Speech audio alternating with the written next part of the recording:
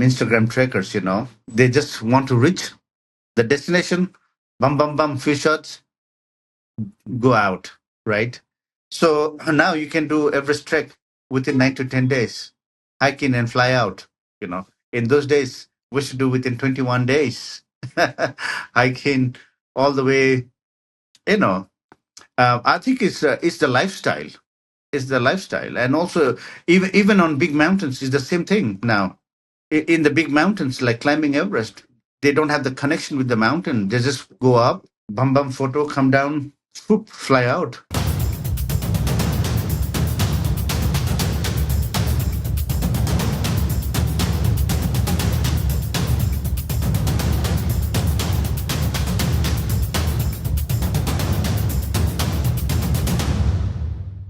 Today I'm speaking with Ang Tshering Lama, founder of Ang's Himalayan Adventures. So Ang, before we talk about Everest, guiding, and trekking in Nepal, I'd love to help listeners understand your background. So I believe you describe yourself as Nepali, and more specifically connected to the Sherpa ethnic group and culture of the Khumbu Everest region. So can you explain what that means and why the word Sherpa is often misunderstood? But the thing is, like, I come from two ethnic groups. My father is Tamang, it's an ethnic group, and my mother is Sherpa, right? The word Tamang actually is described as horse warriors. Long time back, before, like, we are from Tibeto-Mongoloid branch, so we came into Nepal way before the Sherpas did. Our ancestors came from Tibet, migrated from Tibet into Nepal a few centuries, before the Sherpas did. And the word Sherpa, my mother comes from a Sherpa ethnic group. So the word Sherpa means Eastern people, people from the East. Sher in Tibet means East, and Pa means people. So I come from two different ethnic groups. Okay. All right. That's interesting. Thank you. I want to know more about where you grew up and what was your relationship with the mountains before guiding became your life. So, Marcus, my father used to work in India as a better job, better paid. So, and also my mother's, before in Nepal, there was not much jobs and everything, So people had to go to India to work. So my mother's father's older brother, uncle, when he was young, he migrated over to Darjeeling. So because India was under the British rule then, so India got independence in 1947. So before that, we call him grandfather because he's the one because I have never met my mother's original father. I just met my mother's uncle.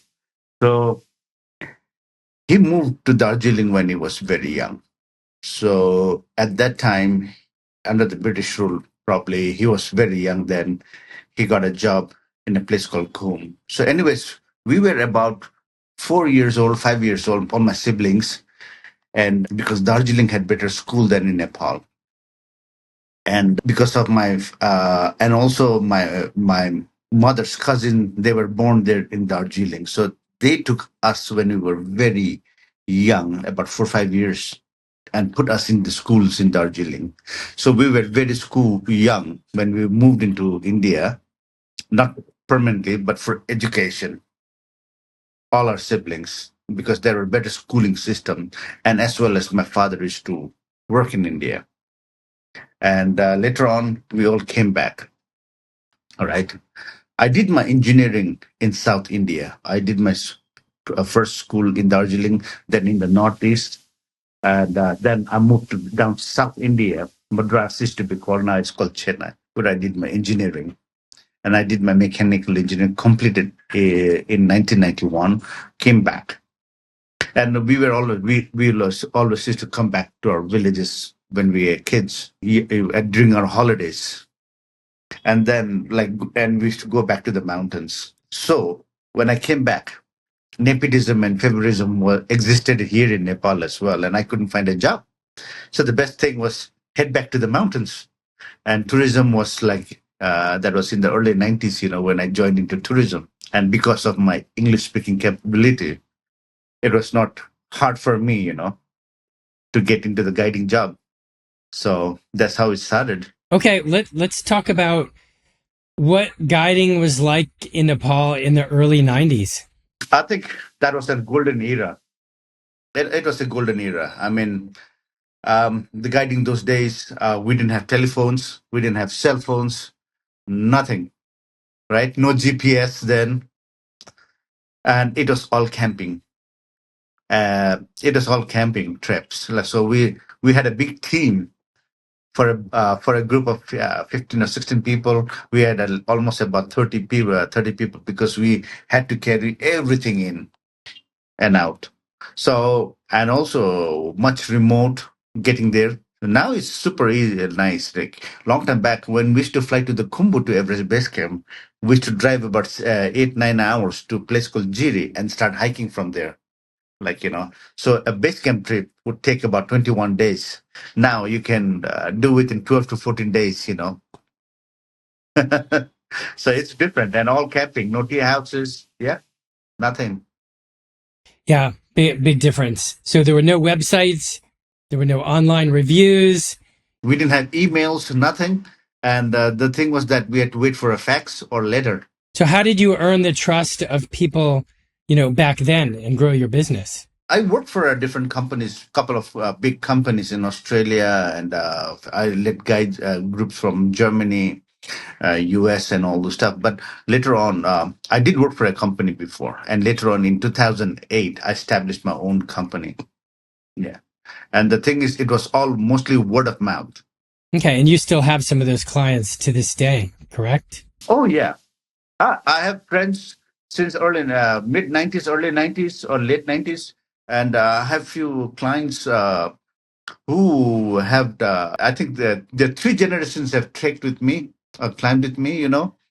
And I still have one guy. He lives in. He's Scottish, but he lives in Portland, Oregon. His grandmother had trekked with me, climbed with me in 2003. And in 2024, he came. The grandson came in 2022 and did two peaks with me. And in 2024, he climbed Everest with me. Would you imagine? Three generations. And also in 2023, I had this gentleman who wanted to climb Everest with me. He's an elderly gentleman from Brooklyn, and he had been on to Nepal before. And then he came, his son, his grandson, his daughter-in-law, everyone going to Everest Base. Wow. Yeah. And it's such an honor to take three generation on the mountains. Oh, I understand. I've been doing personal training since 1993. Those clients they were young at the time, like I was. I'm still young, but they were married, and then they had children. So I knew them. I knew their children as infants. They have since grown up and got married themselves, and they now have children. So I could relate. That's a good sign. If they keep coming back to you, forget reviews. That's the best review right there. You can get 5-star reviews, but when you tell me that you have 3 generations that have traveled with you, that's all I need to know. That's 5 stars for me. Yeah. I still go and visit some of my clients in Colorado and all the stuff. There's a team of ladies in Colorado whom I went and met last year as well. They just go to one country once. But the thing is that they did a trip with me and they said, I'm breaking my law. I'm going back to Nepal again. So they were supposed to come this fall, but because of some work, so and they come in 4 or 5 if good friends. So they are coming back next fall. So they're going to a different part of Nepal. Okay, that's exciting. So this is a good segue. So you mentioned to me in our first conversation that many Sherpa and Nepali mountain people have built communities in places like New York and Colorado. Yep. But I'm curious, what do they often appreciate about Western life, and what parts of the culture are hardest for them to adapt to? So I think they're doing pretty good. Some of the Sherpas are doing very good in this state. They've opened up firms. They're running good businesses and all. But most of them those who went there, like, they had because out here we live in the mountains. It's a hard life. It's not easy, but obviously out there it does not come easy as well. But you have more secured life out there. Like, for us, we climb mountains. There's no guarantee or warranty that we come back alive. So it's much easier, and also they think about the future of their kids. So it's easy. The schooling is better out there in the States. So that's the reason why a lot of people have migrated, and they've done pretty good to themselves, like work wise and all the stuff. Yeah. Okay. So for Sherpa or Nepali mountain professionals who guide in the United States, where do they tend to guide the most, and what do they enjoy about guiding in America? So only, just to tell you, only a handful of guides, Sherpa guides, those who are guiding in Nepal, guides in the US. Only a handful. You can count them on your fingertips. Most of them, they have gone into driving taxis, cabs, Ubers, or owning restaurants, or doing something else like carpentry, painting, all this. And some have established their build very good businesses. There are only very few, a handful of Sherpas who used to guide here, guides back in America, and most of them are guiding on Mount Rainier in Washington State, and or Baker, and one or two of them guides up on Denali. Wow, just a handful. I would have expected a lot Just more. a handful. So when they come to the States, do they not guide because they just don't find the mountains as rewarding or spiritual or challenging? Or do they just, in the United States, look for other opportunities because mountain guiding is just a harder life? Because that's only seasonal mountain guiding in the States as well. And I don't think if you guide seasonal, you can make your life out of it. You know. So it's seasonal. You don't have the job. It's just the summers you work out there. In the winters, it's too harsh. So yeah, and it's always safe. You get a job that is throughout the year. Got it. All right. Let's transition here. Let's talk about your trips. So your trips tend to be longer, they're more remote, and they're more immersive than many of the standard Everest Base Camp itineraries. So I know that you do offer that, but yours tend to be a little bit different. Why do you prefer that style? And what does it give the travelers that a shorter trip can miss? I want to give the whole experience, actually. The whole experience, not just tick the box and go back home. So Nepal is amazing country. There is so much history. There's so much culture. And if you just go in and out short, you will see nothing. I want you to see the length, the breadth, the height, the depth of the whole country, and take back something back when you go back, and you have the sense of feeling, I've seen this. There are so many things that people miss out on just Everest Base Camp. Yes, obviously, Everest Base Camp is beautiful, big, huge mountains, but you miss the whole thing, though. You miss the journey. I want my clients to experience the journey rather than just the destination. Can you describe the difference between your Everest Base Camp itinerary and then maybe the standard itinerary that many of the tour operators offer currently? So currently, everyone does in 10, 11 days, or some people, they just within 7 days reach base camp, and they take a chopper from either Gorakshep or Lobuche, fly back home. For me, I go slow. One is for acclimatization, better acclimatization. And the other thing is that I take people through, not straight from Namche to Tengboche, but I go through a village called Furche. Furche is an old village. Like, people miss out. It's amazingly beautiful. Meet with people, go visit the monastery. And then from there, I take a high route to the village of Pangboche, where one of the oldest monastery in the valleys. People miss that. They go through lower down, and I take to them people to the main villages. One thing, they get to see more, and also it helps with acclimatization better. Okay. I think that will Yeah. actually resonate with people, particularly when you talk about acclimatization. So, with more than 2,000 trekking companies in Nepal and many individual guides offering Everest Base Camp, how should a traveler choose wisely, and what mistakes should they avoid when comparing trips? I think, there is good and bad everywhere. As for choosing a good company, go with a little bit reputed one. Also, don't fall for the cheap price, the price. But there's a saying, you pay peanuts, you get monkeys, right? So choose wisely. There are some cheap companies that are very good as well. It also depends upon the cost of the trips are also expensive. It might vary because some expensive companies, they train their guides, they train their staff, and also the way they run the trips. On my side, I'm a little bit more expensive than most of the companies here in Kathmandu because I train my people. I invest in them.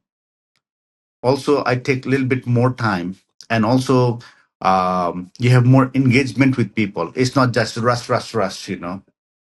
So yeah, and also it's like uh, the experience you provide. You pay for the experience as well. Yeah, that makes sense. So, a quick pause here on my listeners have heard me talk about the HikeStrong app, and it's launching shortly.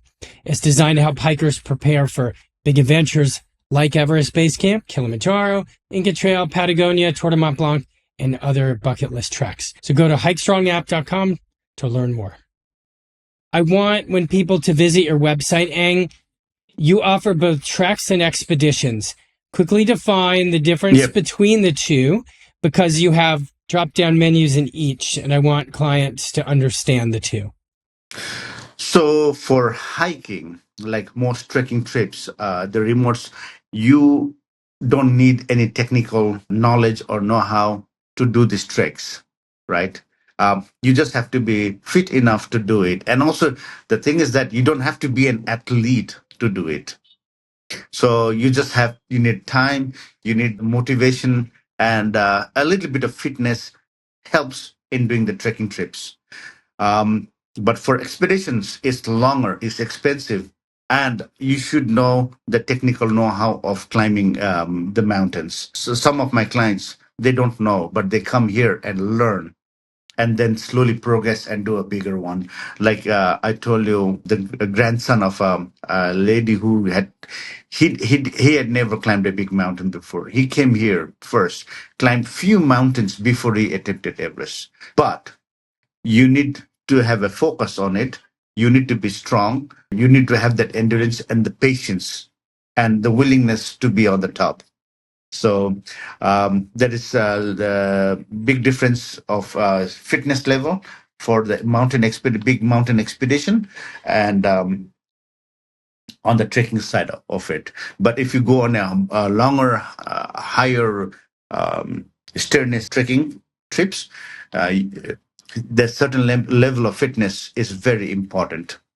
So, something you told me in a previous conversation, you said that trekkers were often better prepared in the early days. Why do you think preparation has gotten worse now? I think people are too busy these days. They don't have enough time. And also, in the earlier days when the trekkers, those people are very outdoorsy people, and they came prepared because they do hikes, camping, everything back home. But now, I think because of time and the thing has changed, the younger generation nowadays are not well prepared. They need more modern stuff. They need Wi-Fi, everything. Sometimes it's good to cut off. I don't know. I think it's the change. Uh, I still get some older generation hikers still way stronger than the younger ones, because they have been through those, they have been camping with their parents or families or friends back home. Yeah.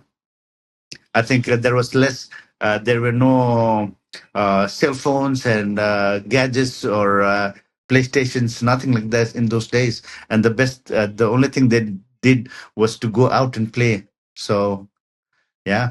I think in our previous conversation, you also mentioned that people they're doing these treks really quickly because they want to post things on Instagram and Facebook. That was an interesting theory as well. Can you elaborate on that? Yes, very true. We call them Instagram trackers, They just want to reach the destination, bum, bum, bum, few shots, go out, right? So now you can do Everest trek within 9 to 10 days, hike in and fly out, In those days, we should do within 21 days, hike in all the way, you know. I think it's the lifestyle. It's the lifestyle. And also, even on big mountains, it's the same thing now. In the big mountains, like climbing Everest, they don't have the connection with the mountain. They just go up, bum bum photo, come down, swoop, fly out. In the earlier days when we used to do expedition, we used to come down base camp, all down together, um, hike with the Sherpas up, climb, come down. And because we have to clean up the mountain, so we go up, and when after we bring down, we used to party hard in the base camp for a couple of days, and then drink all the way down and come back out. But now it's all choppered out, no time. So I think whole thing is changing. Not only just treks, the big mountains is changing as well. Like full on oxygen, xenon gas. Yeah. So I've been on the top, and then that's it. There's no connection with the people. I see that there's lacking the connection between the climber and the mountain with the people. Yeah. So Let's segue to a story you told me about a gentleman who passed out or who was having some serious altitude sickness, and you had to carry him to the helicopter. Elaborate on that a little bit. oh, that was in 2017. I still have that. And um, I was on my Everest expedition, but I also had a group to take. We reached Everest Base Camp. We camped Kalapathar, and we were on our way back to Lobuche, the small settlement called Lobuche, where there are a few lodges and all the stuff. It was in the late afternoon type. And there we had to go and climb Lobuche East Peak. It's just above the settlement of Lobuche. And we find a man is almost 5,000 meters, like, over 17,000 feet. And then he was laying on the ground, and people like just looking and doing this and that. And a lot of people didn't have idea what to do. So luckily I had a bottle of oxygen with me, with one of my porters. So I just had to make him run down to the village, which is only about a couple of few minutes, 3-4 minutes. And he brings the bottle, and I put him oxygen, and I bring him down to the village and put to rest. And I didn't know who he was, or which team. But later I hear that he had a friend, and they had a porter, and the porter had taken his bag all the way ahead. Probably they just hired a porter, and his friend was also ahead of him, and he collapsed at the back. And no ways to reach this, because we don't know who he is. We don't know his porter's phone number, or we don't know his friend who he is. We've never seen them before. So he was just lying on the ground, but not very close to the settlement. So I give him oxygen. He comes to senses, but still very weak. And we sent a message down, and we called for a rescue helicopter. And later on, one helicopter comes. Someone, I think it was two Malaysian or two Singaporean, who they were also very sick, and the husband, but it looks like they had chartered the helicopter. So but they were not there yet. So when I hear the helicopter, we take him out to the helipad. And the pilot, I opened the thing, door of the helicopter, and the pilot says, "Is this Malaysian or Singaporean?" I still forgot that. I said, "No, this guy was like dead." And we put him actually in the helicopter. I said, "No, no, no, this is there, like chartered." So he said, "Take it up, take." So the moment I took him out, he collapsed, right? Then the pilot was so good. He said, I will come back. No, put him in back in. So we put him back in and he just took off and probably took him to Feriche, that's a bit lower at 4,200 meters. And also there's a HRA post, Himalayan Rescue Association post. So he dropped the patient there and then he came back for the original, the guys who had chartered the helicopter. And, we see this all the time here and there. But back in 2017, you guys have easy ways to communicate with them to get rescues. But back in the day when there was just faxes, how did you communicate with the rescue crew? To tell you, in 2017 as well, we didn't have phone lines out there. We had satellite phones. In that area, there was no phone lines. There were satellite phones. So we called up with satellite phone. But now we have Wi-Fi all the way to base camp. So it's getting much better and better. In the earlier days, we didn't have Wi-Fi, we didn't have phones, we didn't have satellite phone when I started. So we used to carry the patient down, and we had one runner who used to run to the closest army post or police post, and they had radio. So in the earlier days, we had to go to the best reliable source would be an army post where they had the radio. So they call up Kathmandu to the army headquarters, and from army headquarters used to go all the way to the company, and then we didn't have helicopters, as many helicopters like private helicopters now. So we used to charter army helicopter, and that would be on availability, only worst case scenario. Rest, we had to carry the patient down all the way down. We carried them down in a basket. How many men did that take? Oh, we used to have a lot of people. So, yeah. Because we had porters and everyone, so we used to have at least 3-4 people to carry someone down. And what was how many, would it take hours or would it take days sometimes to get people all the way down? It can take days. Oh, yeah. It could take days. Yeah, wow. We used to tell them, hey, we will be there and there. And it just take days sometimes. Wow. Okay. Did the patient, well, let's call them a patient because that's what they were. Did they, when you would take them down, days of tending to that person, did people, I'm just curious, did people give you extra money? I mean, these might be people you didn't know. Did they give you extra money or did that take away from your livelihood? No, they did. Some people, like some patients were generous, so they did give, and some did not. So, which is, it's okay. Yeah. Yeah. What are you going to do? Most people did. They were so happy to be alive, so they gave some extra money to the people who carried them down. Explain to the listener the highest a helicopter can actually go to rescue people, and then explain why. Right now, we have very good helicopters. Some of the top-notch helicopters you see are state of the art.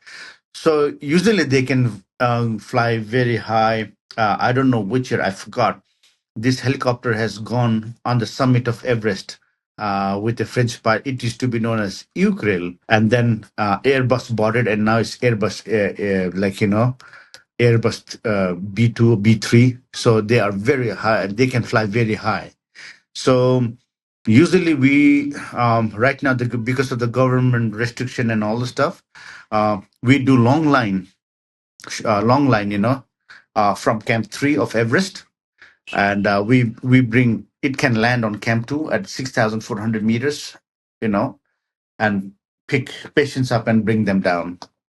So they fly very high. They can fly about 26,000 feet. Oh, okay. All right. That's higher than I expected. Yeah. What are the first signs that someone came to Everest Base Camp unprepared? You just can't tell them. When they land in the Kathmandu airport, you know. you know, because I've had I've worked in this industry for over 30 years now, and you just look at people and say, oh my God, but at least they came, they're trying, which is good. It's better trying than not trying at all, at least this is the beginning. So I will never discourage them. I will never say them, you are unfit, this and that. No. I said, try as much as you can, you know. But yeah. Okay. So people often say you can't truly train for altitude unless you are at altitude. But when someone arrives fit and strong and well prepared, what do you do as a guide to help them handle the altitude as safely as possible, from pacing and packing to eating, drinking, resting, and watching for early symptoms? So once they come, most experienced one, I don't go through. Those who have been here one too many times, or those who are into doing all this, I don't go through much with the gear check. But those who are new, we do a gear check. And because not all people come from this industry, then some people try to pack in too much, or some people try to pack in too little. So you need to know how much to take and all the stuff, what to take, what are the right things to take. So some people pack too much, they bring the whole wardrobe around. You don't need those, because it'll take time sorting everything out in the morning, in the evening, and your tent is a mess or your room is a mess. Only you need what you need, or not. You take what you need on the trip. You don't take what you want, so leave that aside. So we go through all these checks. And to tell you, according to the statistics, I think it's the young very fit people, those who are more prone to altitude sickness, because they are macho. They go too fast without acclimatization. Like, they want to shoot, they want to hit fast. How many hours, what's their heart rate, everything. I think they are the ones who feel the altitude most. Obviously, fitness helps, but going slow, acclimating your body well, is more important than going fast. Yeah, that makes sense. I've heard that before. Makes sense. You're young, you've trained hard, and then you get to the mountain and Yeah. you try to move at the same pace that you And did at sea level at and you altitude, and it doesn't work. it does not work. And you try to prove yourself, oh, I want, like, nah, go slow, take your time, enjoy the mountains, you know. What would you say is a good pace, a good daily pace? That's a hard question, I guess. I mean, usually I just explain my clients, go enjoy the mountains. It's not the destination, it's the journey. It's the journey. Take your time. You're fit. You enjoy. You see the fauna and flora. You enjoy the plants. You enjoy the birds, wildlife. Learn more about all this. There's no rush. Take your time and go. I mean, I will not say, let's do it in this many hours. No, I have not calculated the speed thing myself. That's a bit hardcore thing for me to answer. But pretty slow, I guess. Not at the speed what you are used to back home in Georgia, or like, probably about 2-3 kilometers, probably, almost 2 miles an hour, I guess. Okay. I think you do faster than that. Okay. So 2 kilometers is about 1.2 miles per hour. Okay. So, all right, that's fine. Yeah. That, people often ask me when they're training, they're like, Marcus, how important is pace? Oftentimes I don't focus on that. The thing is that when you go higher up, it gets slower again. When you are going up higher up, like the higher up, once you're going over 16, 17,000 feet, 15 to 16,000 feet, you are definitely going slower again, slower pace. Lower down in the mid hills, you're okay. You go fast. But as you go higher up, above 15,000, 16,000 feet, the oxygen gets less in the atmosphere, and then you slowly, automatically, you go down in pace. Yeah, that makes sense, of course. Let's go back a second. All right, so we talked about packing, we talked about pacing. Let's talk about fueling, eating, drinking, and how you manage your travelers with those variables. So for me, hydration is very important. So I always suggest my clients, and we provide them treated water. So I have drops. Mostly, we carry drops on all our trips, and like depends upon where we are going in Nepal. So I have a MSR pump as well. Some people want to buy mineral water bottles because nowadays there are stores along the Everest Base Camp. It's like a highway. It's like a autobahn. So you can buy whatever, but people like I don't encourage buying mineral water bottle because it's plastic everywhere. So usually I carry drops, and we treat um, water for our clients. And in higher altitude, we boil them as well to make it hot.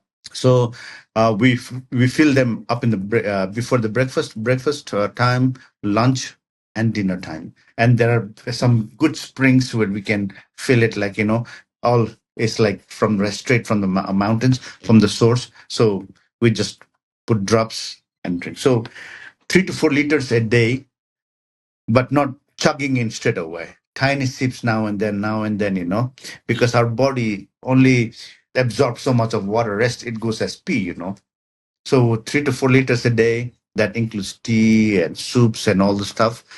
And food, we make hot food most of the time. And there are places where we make pack lunches and all. And food is very essential. Like, also the thing is that as we go higher altitude, we lose appetite and it's hard to eat. That's the reason why we try to change our menu every day, like and no same repetition of dal. But some people, but those who have been to Nepal one too many times, they just like love the local food. Dal bhat, dal bhat. Dal is like lentils, a lot of protein. Bhat is like carbs. So we try to change with the Western and East, and like we give, like, I mean, in my trip I feed my clients well, like protein. And sometimes what happens is, like, if there is a helicopter coming or whatever, because we have a good connection with the pilots and all this stuff. Hey, if you're coming around, bring me this much. Like if I'm camping in the middle of nowhere, sometimes there is. So we get fresh fruits every morning, a little bit. Uh, we mix the varieties, and we make a wholesome meal instead of just freeze dried food all the time. Even for my Everest climb, I don't go eat out of a packet. We make our own I have a dehydrator machine here in Kathmandu, so we make our own meals for even Everest. And in base camp is fresh food. Yeah.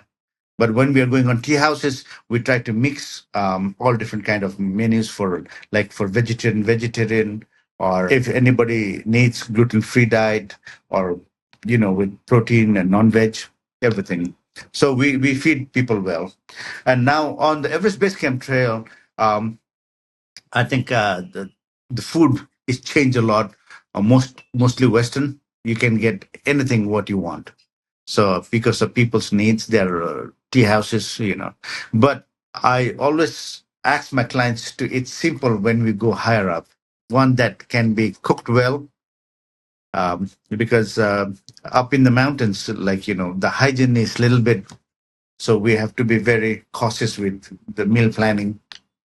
Yeah. Yeah, that makes sense. And also during peak season times, it's so crowded up there. You know, it's always a mess. Someone is bound to get sick. That's the reason why we wipe out. We have our boys and us. We wipe out everything, clean ourselves, and then we bring in hot and we serve all fully cooked meals, so that no raw or anything. Vegetables, or and if we are going to get salad, we soak all our vegetables in iodine solution or whatever. Yeah, before we prepare the meal. I think a lot of people hearing that are going to trust you and call you my friend. You're covering everything from a safety Oh, thank you. perspective. Yeah. Yeah. So Just to let you know, I have a friend. I used to work for him in Iceland. He used to run this big company, and later on he sold it off. Used to call Icelandic Mountain Guides, and I used to guide in Iceland as well. Now he sold the company in Iceland. We used to take people up the glaciers, up on the mountains, and teach ice climbing and all the stuff in Iceland. I did for a few summers, and nowadays I don't go much to Iceland to work it because I have a lot to do out here at home. And the thing is that he's traveled around the world. He runs groups. Iceland is a very small, with a small population. So he has his own clients. He takes everywhere around the world. And in Nepal and in Pakistan, I lead his group. So he comes as well because he does not like staying back home and for work from the desk. He's the first person to do a double grand slam. It's called the Seven Summits, South Pole and North Pole, and he have done all the mountains twice, and North Pole and South Pole twice. He guides himself as well, Oh, so he never trusts even in the city in Kathmandu. He does not trust eating salad in a big risk. But he said, when Ang makes, everything is safe. So I always, when he comes, he comes in about 15, 16 clients we bring, and I take them up to Everest Base Camp or Amadablam Base Camp. So there is a place where my friend has her own garden in one of the thing. I know her, the family there in the Kumbu. So we go and pluck fresh vegetables like carrots, lettuce, everything, and I make the salad, soak the thing in iodine water for half an hour to an hour, and then strain it out, and then make salad. So he says, "Ang, where is the salad?" Whenever, but coming to the Western people love salad, and yeah. well, I need to come travel with you before you retire. That's for sure. Oh, you should. I need Please, to. anytime. Yes. Yeah, yeah, you should. Okay. Tell the listeners how they can reach you and your website. Yeah, I have my website, but because most of my clients are from word of mouth, and my old friends, they come here to Nepal. It's called angshimalayanadventures.com. But usually most people don't look into my website. They just write me through messenger or email. So if you want my email, is ang.himalayas, HIMALAYAS, @gmail.com. Most of the clients, they just write to me. Okay. So the thing is that it's all word of mouth. I had a client, her name is Christy Smith, long time back. In 2006, she did the Everest high passes with me. Means 3 high passes, over 18,000 feet. We go to cross over 3 mountains, 3 passes. And then she came back during earthquake or sometime, and she was working with an NGO. Then after coming back to Nepal, she is a farm girl. Her parents own a farm in Australia. But then after coming to Nepal, she got interested in climbing. So she went to climb start rock climbing in Australia. And then she met this nice gentleman, Mike. So later on, they moved to Canada just because of climbing, But I think her husband is an engineer, water engineer, and all the stuff. So last year they hiked the whole GHT, we call it. It's about almost just over 1,000 miles over the high pass, or all on the high side. Is from the east of Nepal to the west of Nepal, and they did within 125 days, so about 1,700 kilometers. And did you guide them? Or you had a team? Not always, but because I had just one guide each, and on the high passes I had one support. So they were so impressed that they are sending word of mouth, and now there will be I have a meeting with a couple from Canada who wants to do half of because of the time frame, they want to do half of the walk, like long walk. So we will be talking soon again. Okay. All right. It's called the Great Himalayan Trail. Okay, that's exciting. Yeah. For those who are retired and not it's harder than climbing Everest because of the distance. It's the distance, as well as the amount of the ups and downs. The ups and downs you go, the amount of elevation gain. Is over 35,000 meters. Oh wow! So Everest is tiny. You go up, you go down, you go up, you go down. Everest is 2 weeks of hard work, I would say, according to my experience now. So that is 115,000 feet of total elevation gain. That's wicked. Gain. Yeah. Wow. Okay. All right. That's impressive. Okay. So here's how we're going to wrap it up. So I want you to tell me, because as I said to you, I need to come see you before you retire. But from what I understand, there is a story about a 14-year-old boy who came from the village to work with you as a porter, and he's still guiding with you today. So I assume he's going to be there for a long time. Please tell me that story, and then we're Yeah. done. So that was in 2012. I was leading this amazing trek. It's like it's changing slowly because of the glacial melt and all that stuff. It's getting harder. That was the first trek that the Westerners did in Nepal when the Westerners was allowed into Nepal. Before 1950, Westerners were not allowed to come into Nepal. It was like restricted area, like Nepal. So in 1949, it was Bill Tillman, Tenzing Norgay, and few others had Mr. Harris. They were the first Westerners to come into Nepal and do a trip. So they came through Darjeeling, Kathmandu, and they did this pass, the north from here. They went into Langtang and crossover and came into this side. And they named this pass called the Tillman Pass. It's after the Bill Tillman, one of the British explorers. He was a great climber as well. So I was leading this trip in 2012 for a couple from the States. So most of my guys for portering and all comes from the north of here, from a district called Rasua, from a Tamang ethnic group, because we are entering to their territory. So they know this area well. So I was loading up the bus with equipment. So we have to take tents, food, everything for 14 days, 15 days, and like food for the porters, food for everything for the clients. And also we were going to climb a small peak called the Yala Peak. That's about 5,500 meters. Right now, there is no snow on that peak. Anyways, the porters come to thing, and I see this young kid. Well, I said, is he? And I take kids if they are 16 years old and above. And I see this young kid.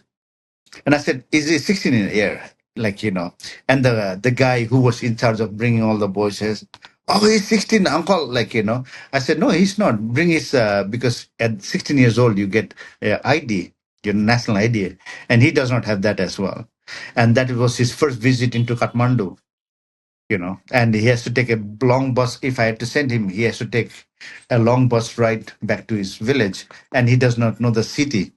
And I was scared that he will get lost in the city. It's safer to take him on the mountains than leave him just here in the Kathmandu. So I said, no, okay, you come along with us. And also he was helping support his family, with the money. So I said, okay, come. So I gave him half the load. And he proved very strong. Since then, since 2012, he's still with me right now. Today is his last day of his course, and I put him because a lot of kids, because of poverty and all the stuff, they are not able to go to school, so he does not have much formal education. So he's still lacking behind in his education thing. But right now, he has climbed Everest 4 times with me. Manasulu, he has done the Great Himalayan Trend and many other places. He's my right hand. Most probably, if I retire, this company belongs to him. He's like my adopted son now. So that is the main story. He was 14 years old when he came. He stuck with me. He's been on many treks, many remote treks and all. As a thing now, he guides for me as well. Yeah. That's great. That's a great story. Thank you. Yeah. Now he's climbed Everest 4 times. Yeah. Yeah, that's fantastic. Yeah. He sounds very trustworthy as well. He's learned from the best. Oh yeah. The best. Who's the best? Yeah. And Ang's the best. he's the best. Ang's the best. And then him. Yeah. And then him. And what's his name? Mingmar Tamang. I will send you his photograph as well. Yeah. Yeah, please do. On WhatsApp. Okay, that's great. Okay, we're done. It's 11:15 p.m. here, and over there, what time is it? It's almost 9. It's almost 9 a.m. in almost the morning. 9 o'clock in the morning. Yeah. Okay. Yeah. All right, my friend, I am so grateful for your time. I'm going to be in touch. There is going to be a part 2 because I have more questions for you. Part 2, yeah. And thank you so much. So we're going to stay in touch. You're welcome. And thank you for your time. Thank you. Yeah, got Thank you it. as well. Yeah, it's great talking to you as well. Yeah, Okay, my friend. Have a good day. you too.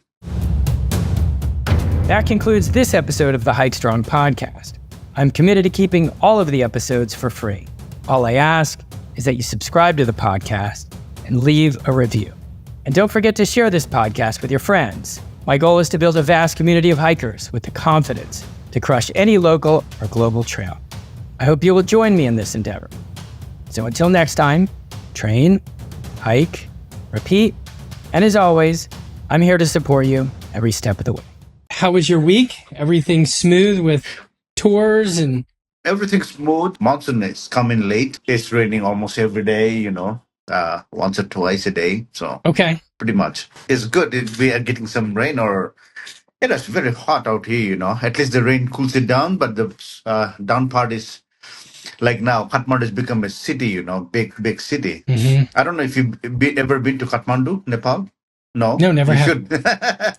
it's a living museum. It's like the modern versus the old. We have everything in here, and because of the long time back when we were young, it never used to get flooded, but now it gets flooded. But a quick flood, then everything like stalls, like halts, and the roads get flooded. The car gets washed out. Cars and motorbikes. Yeah, All every monsoon everything's season. developed. Every Monsoon season every now. monsoon No, season. not it never used to be big, but now everything from like I don't think a long time back there was no concrete houses and all the stuff.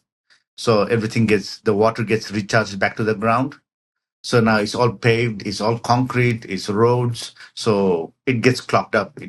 The water has to flush out. So where I live right now is in the middle city. Like actually, I come from the mountains, but since kids, like we stayed in the city. But this was an outskirts of the ring road. We call it ring road. There's a big round road around the city.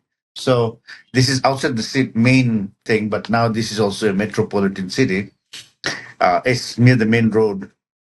So the other side of the road, when we were young, when we were kids, is to be fields. We used to grow rice and corn on the other side, but it's all building now.